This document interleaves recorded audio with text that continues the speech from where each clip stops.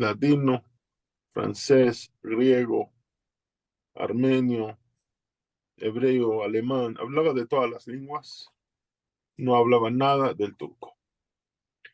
Y si le demandabas por qué no te empezaste esta lengua en la ciudad que naciste y es una lengua nacional, su respuesta era, no tuve menester porque mis vecinas son o judías que hablan ladino o francés.